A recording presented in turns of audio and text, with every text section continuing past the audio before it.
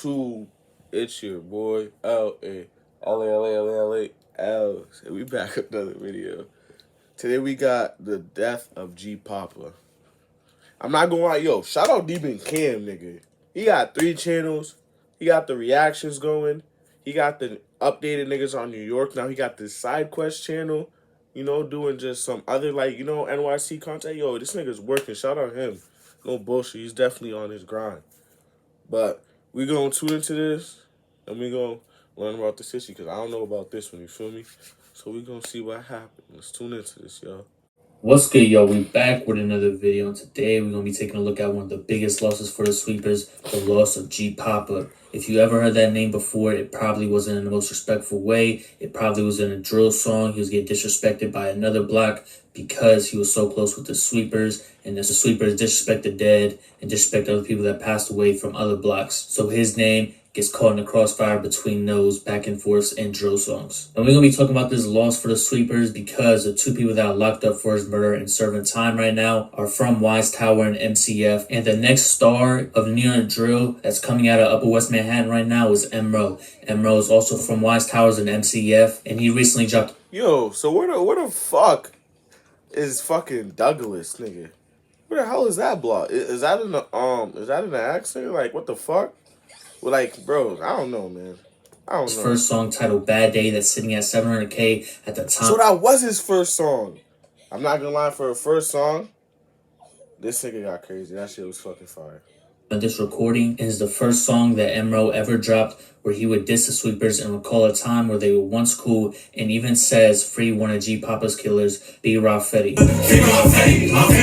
B-Rob Fetty and EKJ would be the 2 that would get into altercation with G Poppa that day. B-Rob Fetty also rapped, dropping 2 songs back in 2018. Those tracks wouldn't have drill beats and would be an old school hip hop type beats instead. But now with the backstory out the way, let's get into the unfortunate passing of G Poppa. In a court affidavit, a police officer's eyewitness statement is spoke and would break down the whole day, observing it from his point of view, saying, on January 10th, 2019, at about 1:20 p.m., I observed defendants EKJ and B-Rob Fetty in the vicinity of 96 and Amsterdam Avenue. I am familiar with both defendants through prior contacts and arrests that I have been present for and believe them to be members of MCF. Street crew, money comes first, because they live in the Wise Towers and associate with other MCF members, and I posted their affiliation on social media. Because both defendants were walking north on Amsterdam Avenue towards the Douglas houses, I was concerned there was going to be a potential dispute. And then early in the affidavit, it was noted that there's a rivalry between MCF and another crew called Columbus Avenue Gunners operating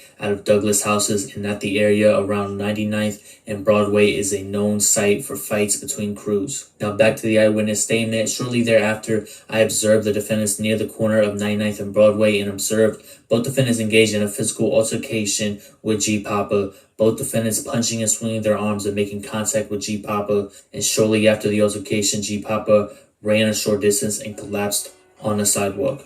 I therefore, after pursued the 2 defendants and with assistance from other officers, apprehended defendants EKJ and B-Rob Fetty within minutes. Following the apprehension of the defendants, I returned to the area where I observed G Poppa collapse. There, I observed other officers rendering aid to G Poppa, as well as a knife on a sidewalk not far from where he had fallen. And that would be the end of the witness statement. It is also noted that a pink knife would be recovered near the body of G Poppa. EKJ would admit to stabbing the victim with a pink knife. Police would also return to the area where I Hold on, let me lock in. observed G Poppa collapse. There, I observed other officers rendering aid to G Poppa, as well as a knife on a sidewalk not far from where he had fallen. And that would be the end of the witness statement. It is also noted that a pink knife would be recovered near the body of G Poppa. EKJ would admit to stabbing the victim with a pink knife. Police would also recover a knife holder from B-Rob Fetty and recovered a second knife that was a match to the holder. Police also say G Poppa was a person known to NYPD, despite his family claiming this attack wasn't gang related and that G Poppa wasn't a gang member and wasn't raised like that. But also good to note, all 3 teenagers involved had no criminal history whatsoever. After the 2 boys were arrested from 1:25 p.m. to 8 p.m., EKJ said little words, mostly about the charges, and said he didn't want to answer any questions. But after learning that G Poppa had passed away, EKJ would begin making rambling confessions. quote unquote, he's dead right now, question mark. We were just fooling. I know him, not his name or nickname. I don't know if he lives in Douglas. He was grilling us and he had something. We just started fighting, ... We fought him and I stabbed him. EKJ appears to contradict himself several.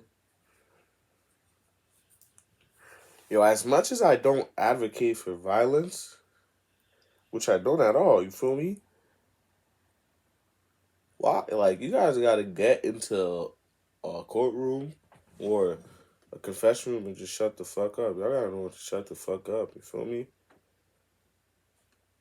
You ain't have to say that, nigga. Say, I want a lawyer, nigga. But I guess maybe the nigga felt guilty and he wanted to get it off his chest and go to jail. Maybe that's what he wanted to do, you know? Maybe he wants to do the right thing, quote unquote. Times as to whether he knew G Poppa. In quotations, I never saw him in the past. I fought him a long time ago when I was 16. He beat me up, a black eye. Today just bumped into him. We saw somebody I used to fight. I don't know him. I fought him a year ago. I recognize his face. According to EKJ's alleged statements, he and B. Fetty had been together at the High School of Economics and Finance, but left after lunch. The two took the 2 train to 96th Street and went to a store in search of fruit roll-ups. Afterwards, the guy, G Poppa, saw us and he swung at us. I don't know if B. Fetty swung, only knew I and the guy was fighting. I forgot where the guy was hitting me. I didn't get hurt. I stabbed him once. I really didn't know it went into him. The knife slipped out of my hand until I saw it inside of him. I was like, oh. The guy took it out of himself and tried to stab me, and that's when I started running. We ran. It was just a fist fight. I don't know why. I don't know why I pulled the knife out. It was just a reaction. I thought he had something. And after these confessions, the only defense EKJ and B. Fetty had was to claim that was an accident and didn't mean to actually kill G Poppa. Using EKJ vomiting numerous times after hearing the news that G Poppa passed away in the precinct, in his confession saying he didn't know it would lead to this as one of their only defenses. Another factor that could help them in their case is school records would reveal 18-year-old EKJ had a reading disability and has the academic skills of a 4th grader. As for B. Fetty, he wouldn't make any statements, and the assistant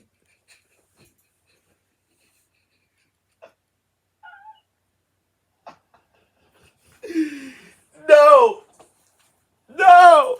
Please! Nigga said he got the reading and understanding of a 4th grader.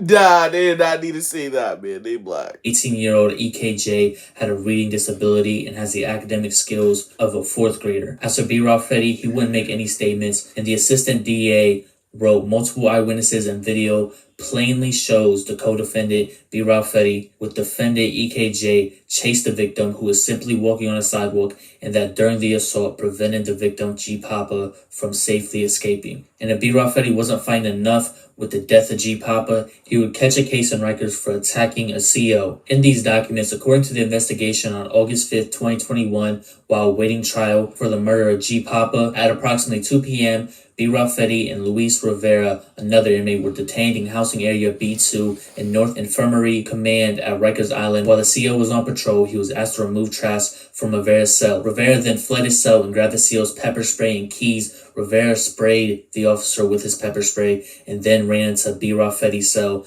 and let him out. B. Fetty was in possession of 2 knives. He gave one to Rivera. The 2 inmates then attacked an inmate, stabbing him in the arms. And then after stabbing the inmate, both B. Fetty and Rivera slashed the CO on his nose and neck. B. Fetty was sentenced on August 11, 2022 to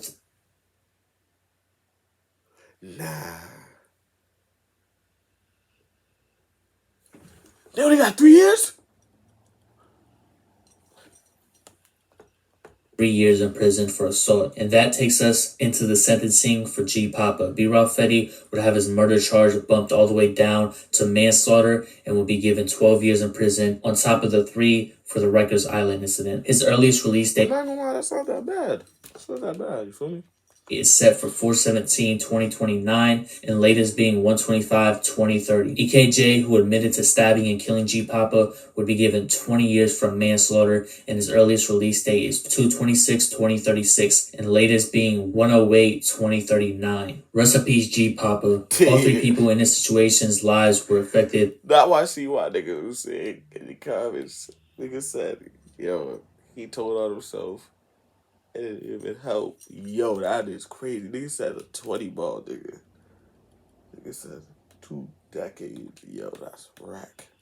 On this day in early 2019, G Poppa losing his life, B Ralph Fetty losing his 20s, and EKJ losing his 20s and 30s. Rest in peace, G Poppa. I'll catch y'all next one. Be safe, stay dangerous. Good 20s, and EKJ losing his 20s and 30s. Rest in peace, G Poppa. I'll catch y'all next one. Be safe, stay dangerous. Good. Damn, man. Sad it all comes down to this, you feel me? We should never be in the streets. We should be getting money, chasing your dream, and having a bad bitch or bad bitches, whatever you want to do, you feel me? But the streets isn't it. But with that being said, stay safe.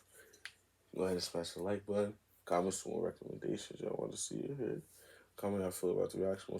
Subscribe and ring that bell. Shout out my post notification. If you're not part of post notification, you're not gay, you feel me? Which were LAElsTv and we out. Good night. You ain't talking money, then there's nothing to jeweling out. You ain't talking money, then there's nothing else to talk about. Like a wide receiver, you can't cover me, took a different route. Yeah, my money longer, yeah, like I'm Lil Uzi. Met that bitch last night, she see my chain, she turned right to a groupie. Took her back to the crib, I ain't a director, but we made a movie. Too much money can't fit in my purple jeans.